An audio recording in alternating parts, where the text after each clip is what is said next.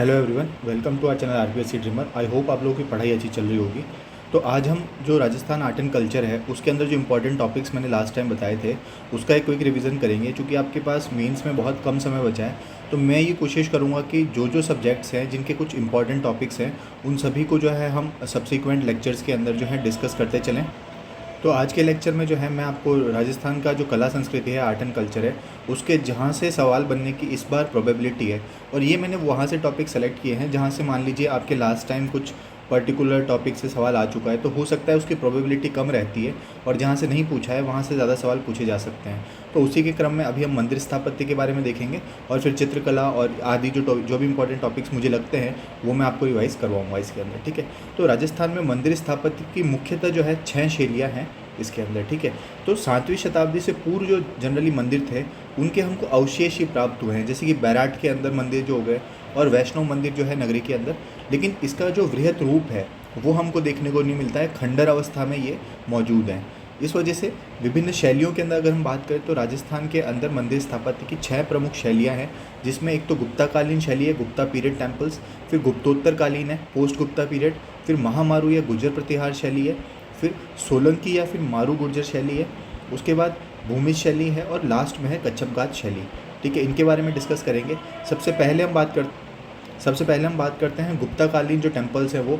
तो लगभग ये जो है 319 से लेकर 600 एडी के बीच में जो था, यहाँ पर ये टेम्पल्स वगैरह जो है इनकी तारीख लगभग इसके अराउंड है, जिसमें इसके पास अप्रेज्ड प्लेटफॉर्म हुआ करता था। इसमें गुप्ताकालीन जो टेम्पल्स थे उसमें अप्रेज्ड प्लेटफॉर्म हुआ करता था। ये जो प्लेटफॉर्म था ये काफ़ी हाई था, जैसे कि ये दिख रहे हैं आप, ये प्लेटफॉर्म हुआ करता था। जनरली इसको जगती कहा जाता था। ठीक है, जगती कहा जाता था, और इस पे जो चढ़ने के लिए सीढ़ियाँ वगैरह हुआ करती थी, और उसके ऊपर एक मंदिर होता था जिसके अंदर एक गर्भगृह होता था। और ये जो मंदिर है इसकी जो छत थी वो फ्लैट थी। ठीक है, ना कि इसमें किसी भी प्रकार का शिखर नहीं था इसमें गुप्ताकालीन टेम्पल्स में, जिसमें आप बात करेंगे देखिए गर्भगृह था और फ्लैट रूफ थी। एग्जाम्पल्स में आप देखें तो मनोहरत स्वामी का मंदिर जो है चित्तौड़गढ़ के अंदर, और मातृ का मंदिर जो है झालावाड़ के अंदर, ये गुप्ताकालीन मंदिर इसमें है। दूसरा आता है पोस्ट गुप्ता पीरियड टेम्पल्स। अब ये देखिए, मंदिर स्थापत्य का जब मेरे पास समय होगा तो मैं आपको बृहद तरीके से कम्प्लीटली आपको जो है इसको बताऊंगा।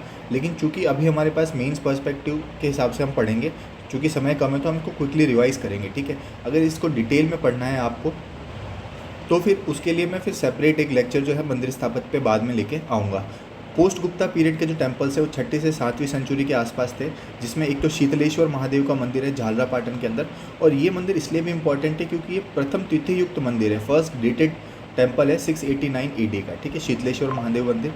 दूसरा है कछुआ का शिव मंदिर है, ये कोटा के अंदर है, ये भी जो है गुप्तोत्तरकालीन यानी कि पोस्ट गुप्ता पीरियड का मंदिर है। तीसरा आता है महामारू शैली, जिसको गुर्जर प्रतिहार शैली भी कहा जाता है, जो कि 700 से लेके 1000 एडी के बीच में था।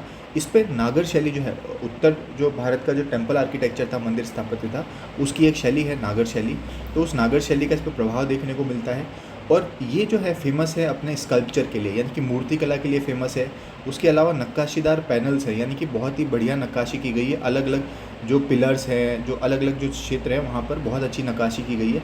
और इसके अलावा खुले मंडप हैं इसके अंदर। ठीक है, अब ये मंडप क्या होते हैं, शिखर क्या होते हैं, ये जो चीज़ें जो है इंडियन आर्ट एंड कल्चर के अंदर आपने पढ़ी होगी, आई होप। लेकिन अगर नहीं भी पढ़ी है तो वो मैं जब आपको टेम्पल आर्किटेक्चर पढ़ाऊँगा इंडियन आर्ट में, क्योंकि एक इंपॉर्टेंट टॉपिक है जिससे इस बार सवाल बन सकता है, तब मैं आपको ये समझा दूंगा। कुछ एग्जाम्पल्स जो कि महामारू या फिर गुर्जर प्रतिहार शैली के हैं, जिसमें ओसिया का जो महावीर जैन का मंदिर है वो, चित्तौड़गढ़ के अंदर कालिका माता मंदिर, दधिमती माता मंदिर है गोट मांगलोद के अंदर। अब आप मुझे बताएंगे दधिमती माता जो है किसकी कुलदेवी है? हर्षनाथ मंदिर है सीकर के अंदर, और किराड़ू का जो है सोमेश्वर मंदिर है। ये जो है वो महामारू या फिर गुर्जर प्रतिहार शैली के हैं। दूसरा आता है मारू गुर्जर शैली, जिसको सोलंकी शैली भी कहा जाता है। इसमें जो है राजस्थान और गुजरात दोनों जगह जो है इसका प्रसार हुआ था, और यही जो है golden period of temple architecture के नाम से जानी जाती है। ठीक है, मंदिर स्थापत्य का जो स्वर्ण युग है वो सोलंकी शैली या फिर मारू गुर्जर शैली को ही कहा जाता है। अब इसमें जो गेट हुआ करते थे, एंट्रेंस गेट्स थे, वो काफ़ी डेकोरेटेड हैं।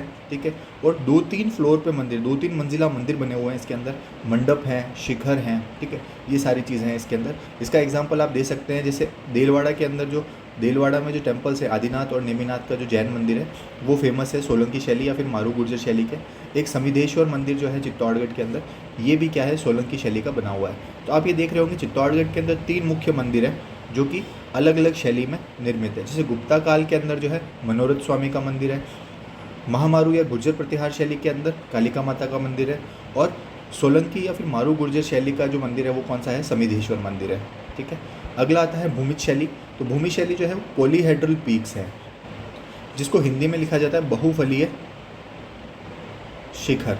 ठीक है, तो जैसे शिखर हुआ करता था ना, जो मंदिर के ऊपर जो बनता है शिखर, ये क्या है कि इसके कितने 3 से ज़्यादा जो फेस होते थे जब आपस में आके मिलते थे, तो इसी वजह से इसको पॉलीहेड्रल पीक्स के रूप में जाना जाता है।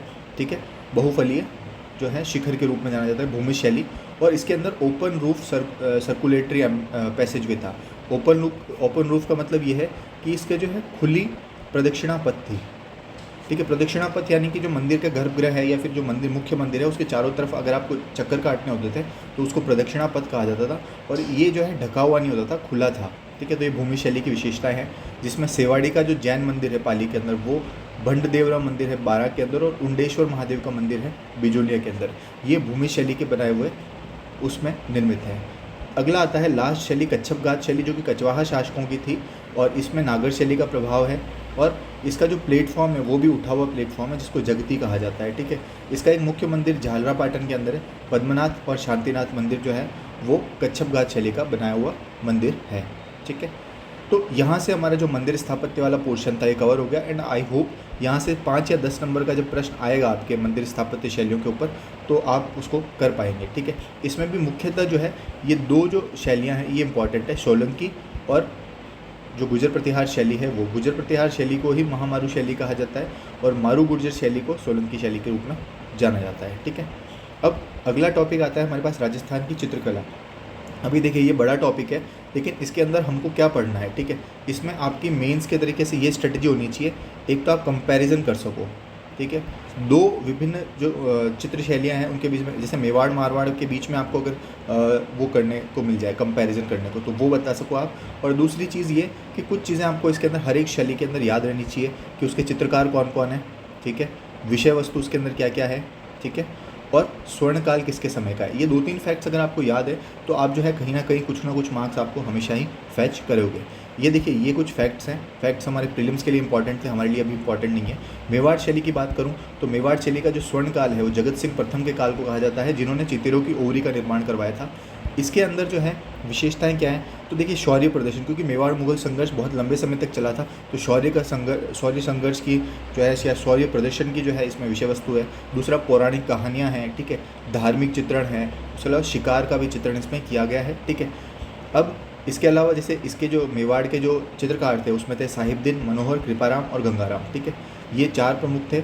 अब मेवाड़ शैली के ऊपर चूँकि गुजरात के समीप थी, तो गुजरात और अपभ्रंश शैली जो है इसका भी प्रभाव मेवाड़ चित्र शैली पे मिलता है। मेवाड़ की 3 उपशैलियाँ प्रमुखता है, नाथद्वारा, देवगढ़ और चावंड, तीनों है। नाथद्वारा की बात करें तो द्वारकादास चुंडावत का जो है उस समय शासन हुआ करता था उस समय, और अमर सिंह द्वितीय के समय इसका विकास हुआ था। और ये जो देवगढ़ शैली, माफ़ कीजिएगा वापस बता देता हूँ मैं, नाथद्वारा शैली जो है वो मुख्यतः राज सिंह जो थे, महाराणा राज सिंह, उनके समय इसका प्रचार प्रसार हुआ था। ब्रिज का इसके ऊपर काफ़ी प्रभाव है। ठीक है, ब्रिज शैली जो है वो प्रभाव है। उसके अलावा कृष्ण के बाल स्वरूप की, क्योंकि आपने देखा होगा श्रीनाथ जी का जो मंदिर है वो इसमें कृष्ण का बाल स्वरूप दिखाया गया है। ठीक है, तो बाल स्वरूप और ममत्व का चित्रण ज़्यादा है। पीला और हरे रंग का प्रयोग किया गया है, और चूँकि पीले रंग का प्रयोग है तो उसको ट्रिक से भी याद कर सकते हो, पिछवाइयों का भी चित्रण यहीं पे हुआ है। ठीक है, राग रागिनी का चित्रण है। गोवर्धन लाल जी टिकायत और रामचंद्र बाबा, इन दोनों ने ही इसको जो है काफ़ी ज़्यादा प्रमोट किया। अब नाथद्वारा शैली है, तो ना से नाथद्वारा तो नारायण, चतुर्भुज, रामलिंग, कमला और इलायची, ये पाँचों के पाँचों कौन है इसके चित्रकार इसमें हैं। दूसरे आती है देवगढ़ शैली, जिसके जो है द्वारकादास चुंडावत और अमर सिंह द्वितीय, इनके समय इसका विकास हुआ था। श्रीधर अंधारे जो हैं वो इसको प्रकाश में लेके आए थे देवगढ़ शैली को। अब यहाँ पे 2 चीज़ें हैं, अजारा की ओवरी और मोती महल। यहाँ के जो भित्ति चित्रण हैं वो विश्व प्रसिद्ध हैं। ठीक है, अब देवगढ़ शैली के जो चित्रकार हैं वो कौन कौन है, तो कवला, बख्ता, चौखा, नगा, बैजनाथ, ये सारे लोग हैं, जिसमें शिकार, सवारी, राजसी, ठाट बाट, इसका चित्रण देवगढ़ शैली की विशेषताएं हैं। चावंड शैली जो है, जब आपको पता होगा कि महाराणा प्रताप के टाइम से ही जो है ये चावंड को जो है राजधानी बना दिया गया था मेवाड़ की, तो उसमें अमर सिंह प्रथम के समय इसका विकास हुआ था। और जो निसारदीन नाम का ये व्यक्ति था, इसने रागमाला का चित्रण किया था 1605 के अंदर चावंड के अंदर। ठीक है, अब अगली आती है मारवाड़ चित्रशैली। तो मारवाड़ चित्रशैली में गुजरात का प्रभाव तो है ही, साथ में मुग़ल प्रभाव भी है। इसका कारण आपको पता ही है, क्योंकि मारवाड़ और मुग़ल के बीच में जो है मैत्रीपूर्ण संबंध स्थापित काफ़ी लंबे समय तक रहे थे। प्रेम कहानियों का वर्णन है, जैसे कि मूमल हो गई, ठीक है, ढोला मारू हो गई, इनका भी इसमें वर्णन है। बादलों का दृश्य है, ऊंची पगड़ी जो कि मारवाड़ की एक तरीके से देखा जाए तो पहचान के रूप में देखा जाता है, तो ऊंची पगड़ी हो गई, ठीक है। लाल पीले रंग का प्रयोग किया गया है। जैसे इसमें देखो आप रागमाला का चित्रण देखो, जो चावंड शैली है उसमें भी रागमाला का चित्रण है निसारदिन के द्वारा, और मारवाड़ चित्रशैली में भी रागमाला का चित्रण है वीर जी के द्वारा पाली के अंदर, ठीक है। जसवंत सिंह प्रथम के काल को स्वर्णकाल कहा जाता है, जैसे जगत सिंह प्रथम के काल को मेवाड़ के अंदर स्वर्णकाल कहा जाता है, ठीक है। अब मारवाड़ चित्रशैली के जो चित्रकार हैं वो नारायण दास, अमरदास, बिशन दास, मतीराम, नाथो, डालू और फैज अली हैं, ठीक है। फिर आती है बीकानेर शैली, जिसको जो प्रमोट करने का श्रेय है वो एलपी टेसीटोरी का जाता है। बीकानेर शैली की विशेषता ये है कि इस पर दक्षिण का प्रभाव देखने को मिलता है, क्योंकि आपको पता होगा कि जो ये अनूप सिंह थे या जो शासक थे वहाँ के बीकानेर के, वो अपने जो मुगल के अभियान थे उसके लिए दक्षिण भी गए थे, ठीक है। विजयपुर, गोलकोंडा इस साइड में गए थे ये, ठीक है। तो इस वजह से दक्षिणी प्रभाव यहाँ पे देखने को मिलता है। कृष्ण और रसिक प्रिया के जो चित्रण है यहाँ पे, ठीक है, लंबी आँखें, पौराणिक, कामसूत्र, इन सब का चित्रण इसमें देखने को मिलता है, ठीक है। अब इसमें जो है हमारा जो बीकानेर शैली थी उसमें दो प्रकार के जो है चित्रकार यहाँ पे हैं, उस्ता और मथेरन। मथेरन मुख्यतः जो है जैन शैली से संबंध रखते थे, और उस्ता जो है वो मूलतः जो है वो मुस्लिम हुआ करते थे, ठीक है। जैसे कायम, कासिम, शाह मोहम्मद, रुकनुद्दीन, अली रज़ा, ये तो क्या है उस्ता चित्र शैली के हैं, ठीक है। मथेरन क्या है, मुन्नालाल, मुकुंद, राम किशन, जय किशन, चंदूलाल, ये सब है। देखिए ऊँट के ऊपर भी जो है कारिस्तानी की जाती थी, तो आपको पता ही होगा उस्ता कला उसलिए भी फेमस है बीकानेर के अंदर, ठीक है। अगला आता है किशनगढ़ शैली, जिसके सावंत सिंह जो कि नागरीदास है उनके काल को स्वर्णकाल कहा जाता है। अब इसमें निहाल चंद जो थे इन्होंने बड़ी ठणी का चित्रण किया था। बड़ी ठणी को विष्णुप्रिया भी कहा जाता है, और इसको जो है एरिक डिकिंसन और फयाज अली, इन दोनों ने जो है इसको प्रकाश में लाए थे, इस पर रिसर्च करी थी। और इसमें एरिक डिकिंसन और इन्होंने इसको क्या कहा था, मोनालिसा कहा था, ठीक है। मोनालिसा से इसकी संज्ञा करी थी, तुलना करी थी। दीपावली की आतिशबाजी जो है वो किशनगढ़ चित्रशैली का एक प्रमुख फीचर है। कांगड़ शैली का प्रभाव है। अब देखिए किशनगढ़ शैली में भी कृष्ण भक्ति का स्वरूप देखने को मिल रहा है, और हमारी जो नाथद्वारा शैली थी उसमें भी कृष्ण भक्ति का स्वरूप देखने को मिल रहा है, लेकिन वहाँ पर ब्रज का प्रभाव था, कृष्ण के बाल स्वरूप की बात की गई थी। किशनगढ़ के अंदर जो है वो कांगड़ शैली का प्रभाव ज़्यादा देखने को मिलता है। विविध रंग है, कृष्ण राधा को युगल स्वरूप में दिखाया गया है, बादाम कृत आंखें हैं, लंबा शरीर है, ये सारी चीज़ें हैं। लेकिन किशनगढ़ शैली के जो चित्रकार हैं उसमें है निहाल चंद, नानकराम, सवाईराम, सूरतराम, अमीर चंद, लालडीदास, ठीक है। अब ये देखिए आप ऑलरेडी प्रीलिम्स क्वालिफाई करके आए हैं, उसके अलावा आपने अभी तक बहुत समय तक इस चित्रशैली को पढ़ा होगा, तो मैं आपसे ये एक्सपेक्ट करता हूँ कि आपको इन चित्रकारों के नाम जो है कुछ तो याद होंगे ही, ठीक है। अगर कुछ याद है तो आपका काम बन जाएगा। मैं नहीं चाहता कि सारे नाम याद हों आपको, लेकिन कुछ नाम याद है, क्योंकि ये प्रीलिम्स नहीं है, तो इसके अंदर आप चाहो तो 2-3 फैक्ट्स डाल के अपने आंसर को मॉडिफाई कर सकते हो।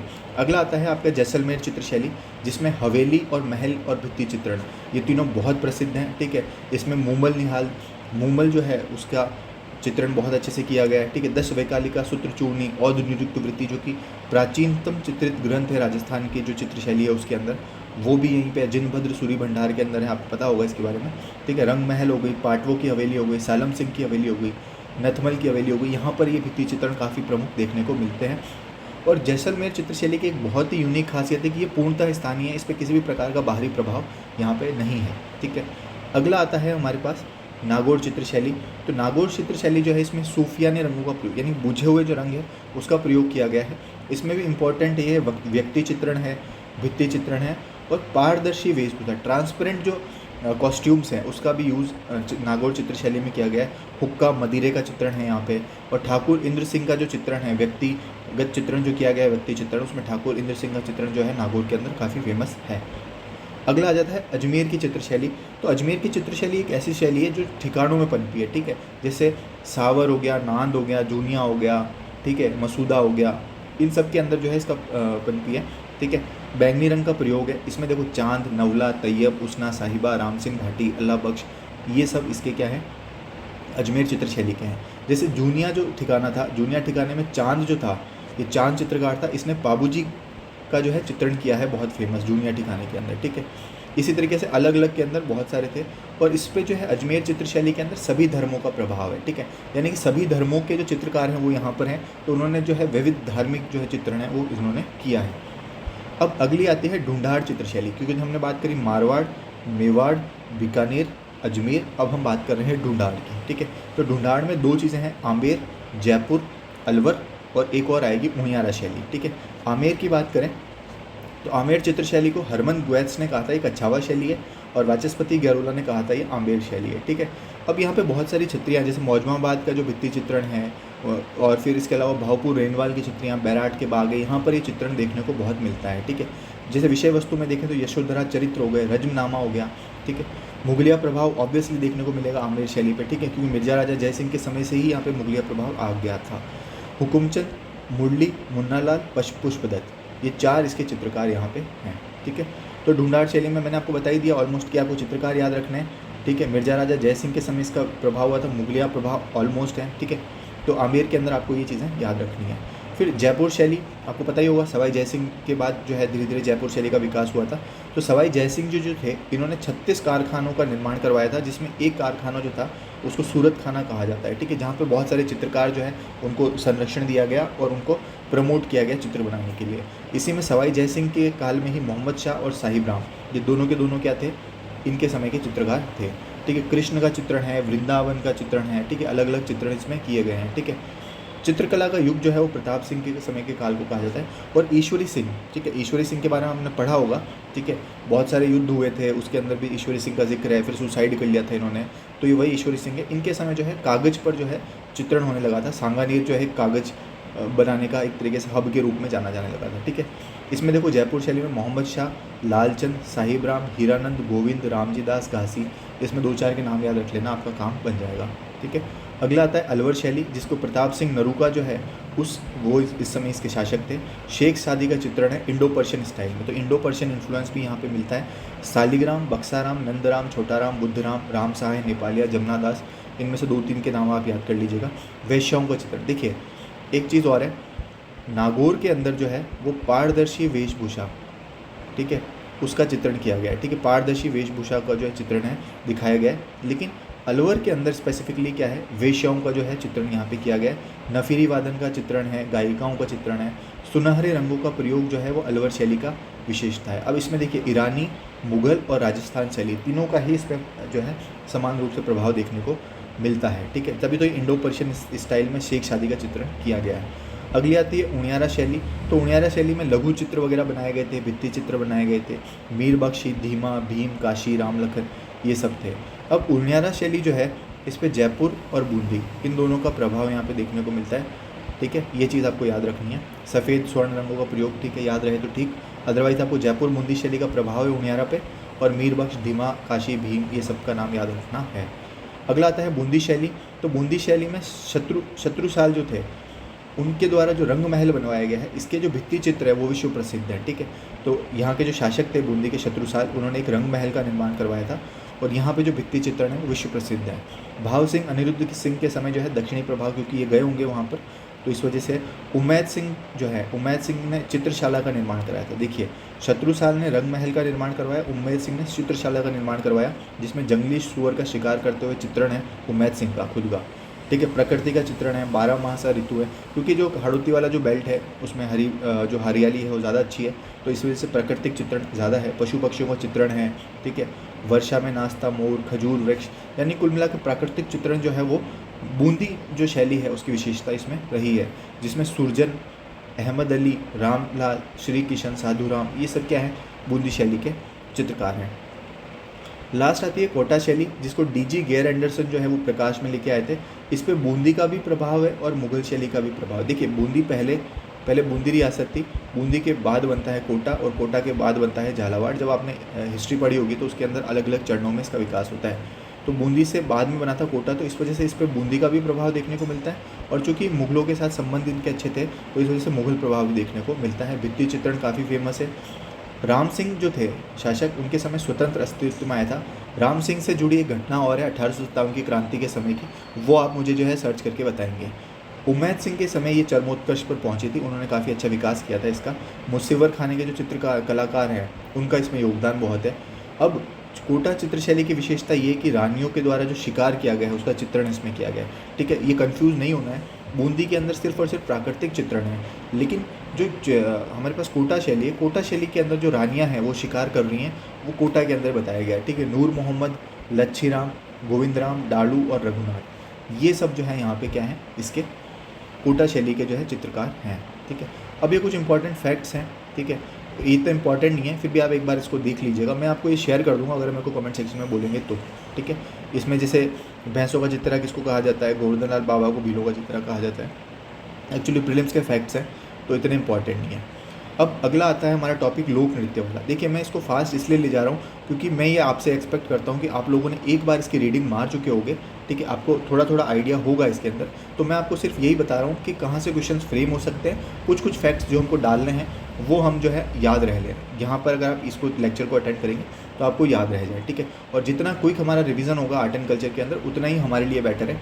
अगर मान लीजिए 30-40 मिनट का ये वीडियो बना के मैं आपको दे दूंगा, उसके बाद आप 2-3 बार रिवाइज करेंगे 2x की स्पीड पे भी, तो आपके दिमाग में जो है सारी चीज़ें याद हो जाएंगी। लोक नृत्य से एक इंपॉर्टेंट सवाल ये बन सकता है कि जो राजस्थान के अंदर जो विभिन्न लोक नृत्य हैं उनके ऊपर टिप्पणी करिए, ठीक है, कमेंट करिए, तो बताना रखे। तो उसके लिए आपको क्या करना है, उसमें एक तो आपको देना है क्षेत्रीय लोक नृत्य कौन कौन से हैं, ठीक है, क्षेत्रीय यानी कि रीजनल। दूसरा व्यावसायिक लोक नृत्य भी हैं हमारे पास, ठीक है, कमर्शियल वाले भी हैं। तीसरा जनजातीय ट्राइबल वाले भी लोक नृत्य हैं, ठीक है। और चौथा जातीय लोक नृत्य भी हैं, ठीक है। जातीय यानी कि जो अलग अलग विभिन्न समाज हैं, सोसाइटीज़ का जो एंगल है वो उसके अंदर है, विभिन्न समाजों के ऊपर भी लोक नृत्य इसमें किए गए हैं, ठीक है। जैसे क्षेत्रीय लोक नृत्य में आप बात करेंगे तो जैसे गैर है, गैर नृत्य है जो कि देखिए इसमें बाड़मेर का भी फेमस है, लाखेटा गांव का भी फेमस है, मेवाड़ के अंदर भी फेमस है गैर, ठीक है। तो ये अलग अलग है। डांग नृत्य नाथद्वारा का फेमस है, ढोल झालोर का फेमस है। तो 2-4 के नाम अगर आपको याद है, ठीक है, आपको ये फैक्ट्स याद नहीं रखना है, 2-4 नाम और वो किस क्षेत्र से संबंध रखते हैं वो बता देंगे आप, ठीक है, तो आपका यहाँ से काम बन जाएगा। दूसरा व्यावसायिक नृत्य है जिसमें भवाई है, 13 ताली है और कच्ची घोड़ी है, तीनों के बारे में बता देना है। भवाई नृत्य जो है उदयपुर का प्रसिद्ध है, रूप सिंह शेखावत जो है वो इसके प्रसिद्ध कलाकार हैं। 13 ताली नृत्य जो है ये कहाँ पर है, पाली, नागौर, जैसलमेर। कामड़ जाति की जो महिलाएँ हैं उनके द्वारा किया जाता है, कामड़ जाति जो है उनके द्वारा डांस किया जाता है 13 ताली। मांगी बाई, लक्ष्मण दास, ये सब जो है इसके कलाकार हैं। तीसरी आती है कच्ची घोड़ी, ये शेखावाटी के अंदर फेमस है, ठीक है।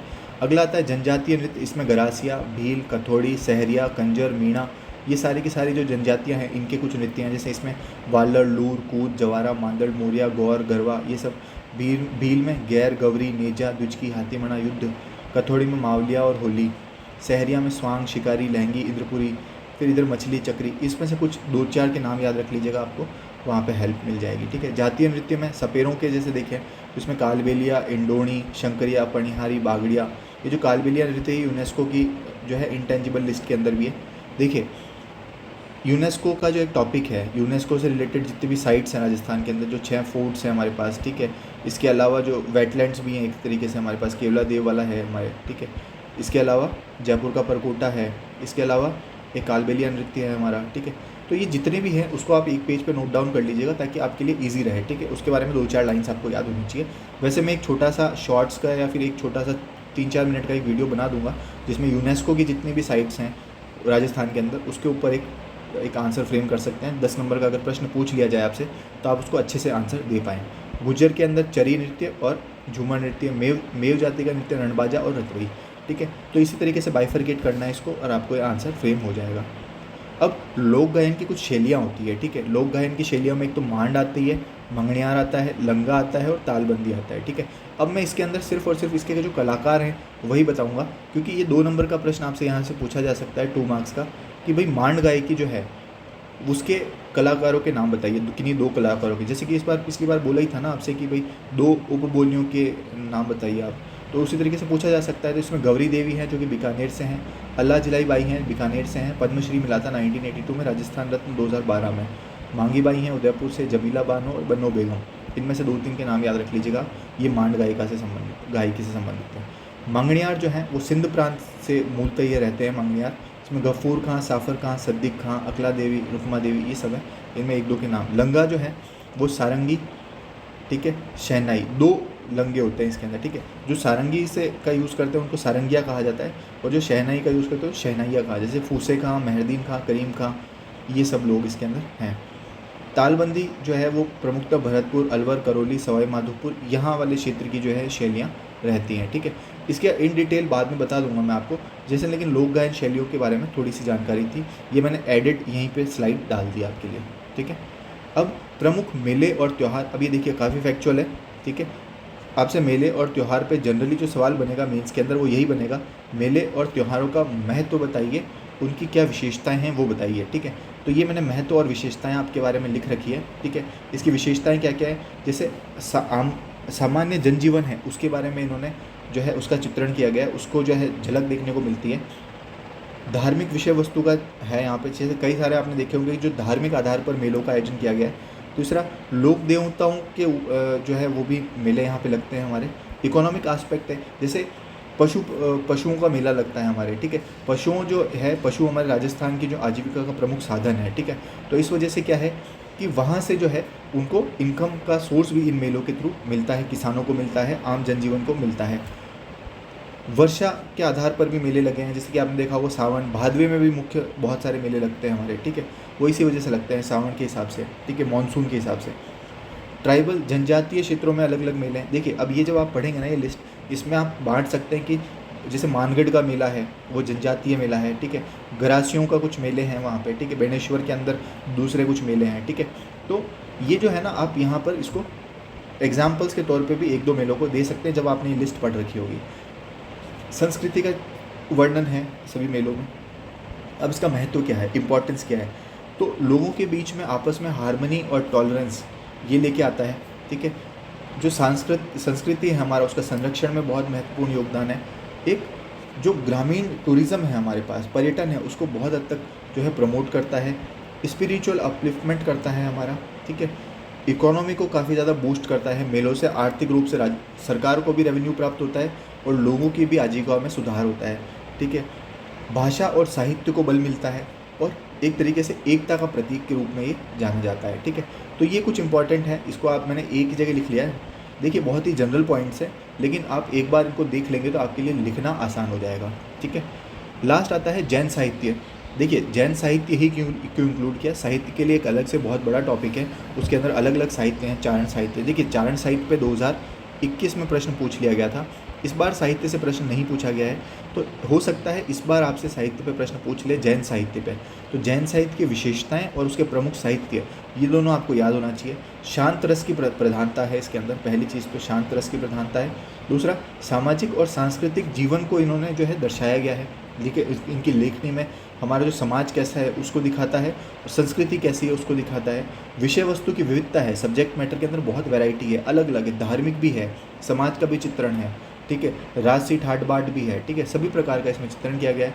और sermon ओरिजिनेटली, ठीक है, ओरिजिनलिटी, उपदेश, ठीक है। जो मुख्यतः जैन साहित्य की एक बहुत बड़ी विशेषता ये है कि इनके जो साहित्य हैं उसमें उपदेश जो है वो बहुत प्रमुख रूप से उभर के आता है, ठीक है। यानी कि इनके जो लेखनी है उसमें उपदेश दिए गए हैं, ठीक है, बहुत ज़्यादा, ठीक है। दूसरा, ये जो कर्मकांड हैं, रिचुअल्स हैं, कस्टम्स हैं, ट्रेडिशंस हैं, इनको अपोज करते हैं ऑब्वियसली, क्योंकि जैन है ना, तो जैनिज़्म में इन्हीं चीज़ों की जो है आलोचना की गई है, ठीक है। दूसरा, पोएटिक फॉर्म जो है पद्यात्मक रूप से, उसमें भी वैरायटी है, ठीक है, अलग अलग तरीके से पद्यों में भी अलग अलग तरीके की रचनाएं इसमें की गई है, पोएटिक फॉर्म्स भी अलग अलग हैं, ठीक है।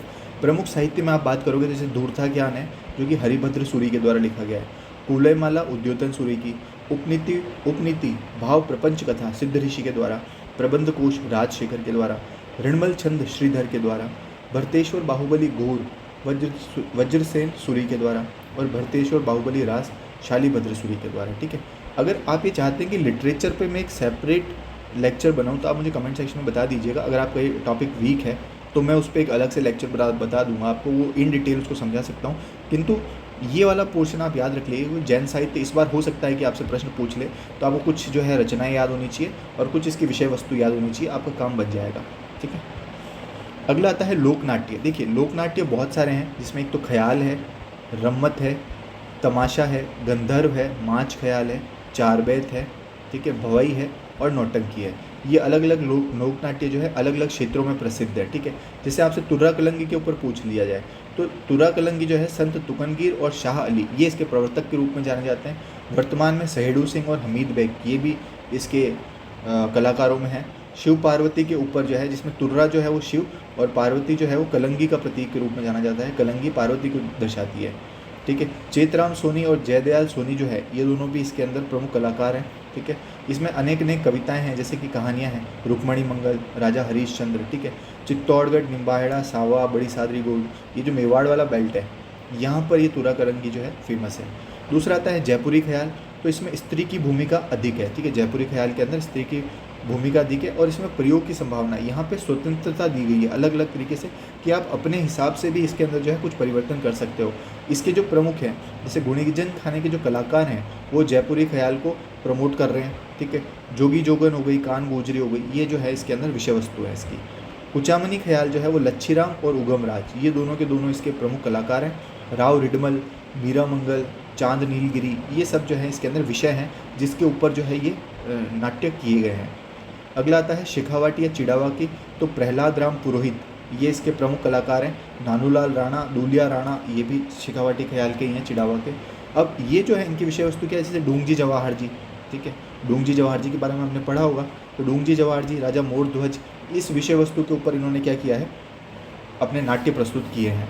अगला आता है अली बख्शी ख्याल, जो कि मुंडावर जो हमारा क्षेत्र है उसके अंदर ही प्रसिद्ध है। अली बख्शी ख्याल, राव अली बख्श जो है थे उन्होंने इसको प्रमोट किया था, तो उन्हीं के नाम पर ये बन चुकी है। कृष्ण लीला, निहाल दे, ये सब जो है विषय वस्तु है इसके अंदर।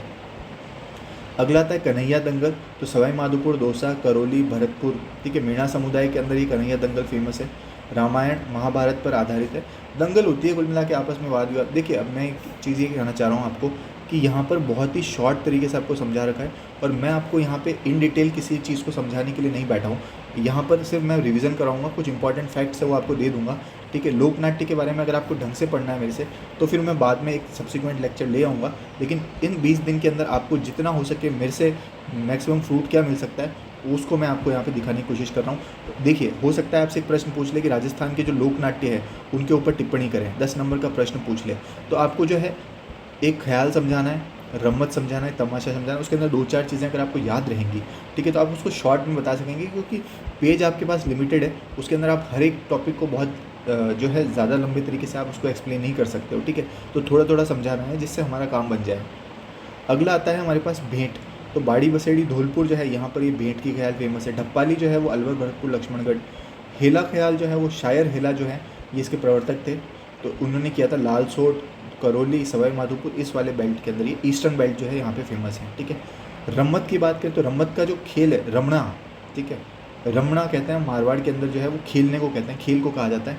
तो इसमें जो रम्मत की जो विषय वस्तु, जिसमें अमर सिंह राठौड़, मोरध्वज ये हैं, इसमें जो है रम्मत के अंदर समसामयिक विषयों को चुना जाता है, ठीक है। कंटेम्प्रेरी जो सब्जेक्ट्स हैं उनको चुना जाता है, जैसे कि जिस पे व्यंग्यात्मक चर्चा की जाती है, आपस में वाद विवाद किया जाता है, व्यंग्य के आधार पर जो है इसमें चर्चा की जाती है। जैसे फक्कड़दाता की रम्मत जो है वो बीकानेर में फेमस है। और रम्मत के जो प्रमुख कलाकार हैं उसमें मनीराम व्यास और फागू महाराज दोनों फेमस है। अब एक चीज़ और है, तेज कवि, तेज कवि ने एक लिखी थी स्वतंत्र बावनी, ठीक है, जो गांधी जी को इन्होंने भेंट करी थी। ये तेज कवि जो है ये रम्मत के ही एक प्रसिद्ध कलाकार के रूप में जाना जाता है। इन्होंने रम्मतों का अखाड़ा भी शुरू किया था, ठीक है, और इन्होंने एक चीज़ लिखी थी स्वतंत्र बावनी, जो गांधी जी को इन्होंने भेंट करी थी, ठीक है। अब मुझे एक आप चीज़ बताएंगे, किरतार बावनी किसने लिखी है, ठीक है, किरतार बावनी किसके द्वारा लिखी गई है आप बताना मेरे को, ठीक है। अगला आता है तमाशा। तमाशा जो है वो जयपुरी ख्याल और ध्रुपद धमार गायकी जो है इन दोनों का मिश्रण है तमाशा, ठीक है। महाराष्ट्र का जो लोक नाट्य है उसका प्रभाव है यहाँ पे, ठीक है, ये वहीं से इसका हुई है, ठीक है। मान सिंह जो थे उन्होंने धमाका मंजरी नाम से जो है इसका किया था, धमाका मंजरी जो है उसका गठन किया था और ये तमाशा से ही रिलेटेड है। बंशीधर भट्ट, फूलजी, गोपीजी भट्ट, ये सब जो है इसके कलाकार हैं। इनके विषय वस्तु में आप देखेंगे तो जोगी जोगन, कान गुजरी, रसीली तंबोलन, ये जो है इसके विषय वस्तु हैं, ठीक है। गंधर्व की बात करें तो गंधर्व जो है वो जैन शब्द है, एक तरीके से जैन धर्म पर आधारित है, मारवाड़ के अंदर ये प्रचलित है। इसके जो हैं 2 प्रमुख कलाकार हैं, अंजना सुंदरी और मैना सुंदरी। माच की ख्याल जो है कहाँ पर है, मारवाड़ की प्रसिद्ध है। इसके जो विषय वस्तु हैं अमर सिंह राठौड़, मोमल महेंद्र, ढोला मरवण, मोरध्वज, ठीक है, ये हैं। और इसके जो एक प्रवर्तक और हैं, जो प्रमुख कलाकार है वो है बक्सूराम, ठीक है, भीलवाड़ा से संबंध रखते हैं माच की ख्याल के। अगला आता है चार बेत, तो चार बेत कहाँ की है, टोंक की है। फैजुल्ला खान और अब्दुल करीम खान ये दोनों इसके हैं।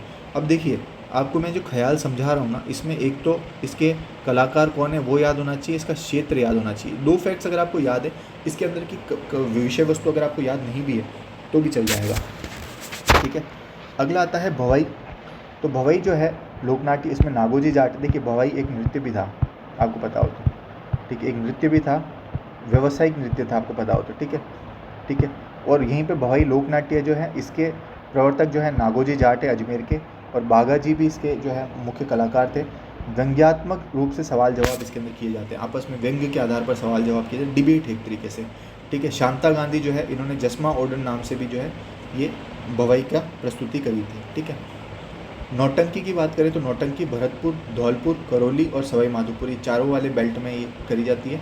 भूरीलाल जी जो हैं डीग के हैं और गिरिराज प्रसाद ये दोनों इसके प्रमुख कलाकार हैं, ठीक है। तो यहाँ से जो है आपका ये जो सीरीज़ थी ये कंप्लीट होती है, ठीक है। इसमें मैंने इंपॉर्टेंट आपको जो है क्या क्या कवर करवाया उसको मैं आपको लिख के दे देता हूँ एक बार।